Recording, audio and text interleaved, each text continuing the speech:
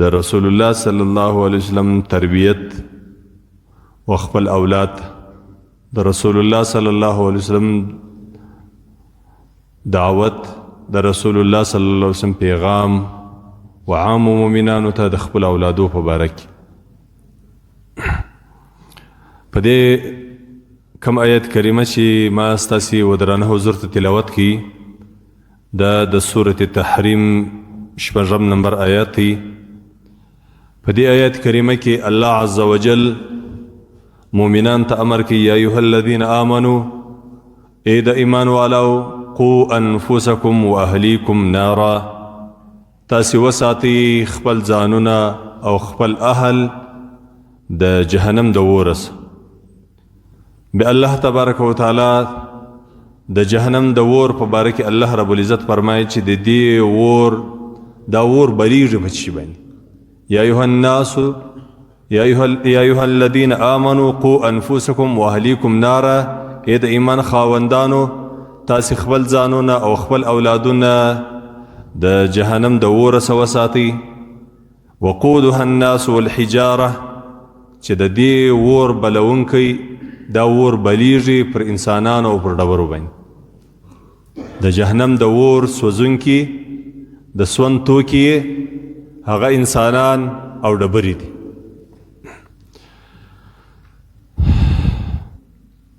علیها ملائکة غلاظ شداد لا یعصون الله ما امرهم ويفعلون ما یؤمرون. پر دې جهنم باندې الله رب العزت فرشتې مقرر کړي دي. داسې فرشتې چې د دې فرشتو صفت الله ذکر کوي غلاظ شداد ډېرې سختې مضبوطې سختې فرشتې لا یعصون الله ما امرهم دغه فرشتې د الله رب العزت د هغه فرمانه چې الله ودی ته ورکړی د هغه څخه دوی سرکشي نه کوي. لا یعصون الله د الله نافرماني نه کوي د چی څه د هغه امر چې الله رب العزت هغه امر ودی ته کړی. ويفعلون ما يؤمرون دی هغه څه کوي چې الله رب العزت د هغه امر ودی ته کړی. نو په دې آیات کریمه کې موږ ته د الله جل جلاله له طرفه دا پیغام راکول سو چې تاسې خپله د جهنم د اور ځان وساتئ او د جهنم د اور څخه سړی ځان ساتلی سي په هغه صورت کې چې سړی د الله تبارک وتعالی د اوامرو تابع او د نواهیو څخه سړی پریز او اجتناب وکړي. دویم په دې کې الله رب العزت زموږ مسؤلیت راوښوي چې ستاسې او ستاسې اهل خپل ځان او اهل دواړه د جهنم د اور څخه وساتي. یعنی که سړی دا وایي چې زه خپله ښه کوم نو نور کمی حیا دي کوروالا ده کورودانه مې ده کمی لوڼې دي کمی زامن دي چې هر څه کوي هغه نو د دوی خپله خوښه ده خو زما کار نه دی. نو د دې غلط فهمي څخه باید سړی ځان راوساتي ځکه الله تبارک وتعالی موږ ته صریح د قرآن عظیم شان په آیاتو کې موږ ته دا ځای وښوي چې خپل ځان او اهل دواړه د جهنم د اور څخه وساتي. او بیا د الله د دې جهنم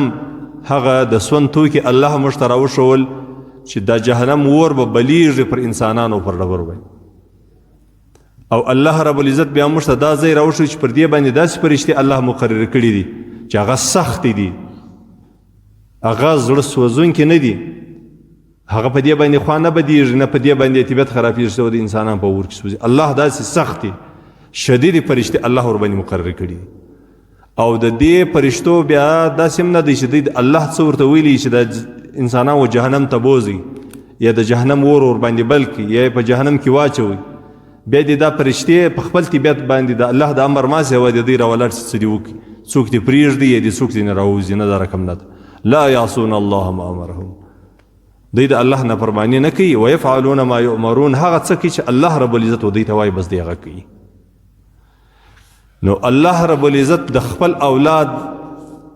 د خپل لور د زوی د کوروالا د دې پوښتنه الله له موږ کوي. موږ د دې مسؤل یو د خپل اولاد تربیت په صحیح شرعي طریقه باندې کوي د الله په دین باندې سم تربیت کوي. وروسته که دغه اولاد ستا تربیت وسو تا غاړې ورباندې خلاص کې دی عاقل و بالغ سو حلال و حرام ور معلوم سو اوس که دی نور پر نارواو باندې مخ دی نو د الله رب العزت څخه د امید چې الله رب العزت له تا پوښتنه نه وکړي ځکه تا خو صحیح تربیت کړی تا خو د الله دین ورته ښوولی و د الله د رسول طریقه دې ورته ښوولې وه مزید دی د ګمرهۍ څخه ځان وساتئ الله رب العزت د هدایت په لار باندې برابر کړي دا خو نور علی نور او که بالفرض و تقدیر د یو انسان اولاد د لویوالي د عاقلوالي د بالغوالي وروسته بیا بېدینه سو نو د مور او د پلار مسؤلیت نه دی کنی حد اقل خو د امور و پلار باندې د اولاد دونه حق لري چې صحیح تربیت یې وکړي حلال ورته وښي حرام ورته وښي لمونځ ور زده کړي فرضیات ور وښي د اسلام بناوي ور زده کړي دونه تربیت خو نو د الله جل جلاله د الله د رسول له طرفه مور و پلار مسؤل دي چې خپل اولاد یې ښي دا چې د زوی سه په کال کې یوه ورځ نه سنټر قضا سوی دی نه سکول قضا سوی دی او په کال کې یوه ورځ هم د سهار لمونځ نه دی کړی د دې مور و پلار سره دا به له دغه اولاد سره یو ځای جهنم ته ځي چې په کال کې یوه ورځ هم د خپل بچي د نه سکول قضا سو نه د سنټر قضا سو ولې هلته ستا د پیس خطره د ستا پیس ضایع کېږي او یا ستا په زړه کې دا دی چې د زما د زوی که دا سکول و سنټر یې نه وي پوره بیا باید په آینده کې به د ده زندګي نه وي برابره او د لمانځه غم یې بیا نسته د سره نو د یقینا دا مور پلار هم جهنمیان دي او د اولاد هم جهنم ته ځي ځکه د الله رب العزت عظیم فرض د هغه په کیسه کې لا نه یم په خبر لا نه یم خو د سنټر او د سکول د قضا کېدو سره بیا ډېر ورته بیداره یم بیا ډېر ورته هوښیار یم بیا ډېر ښه تربیت کوم ځکه زما ورونه دا زموږ او ستاسې مسؤلیت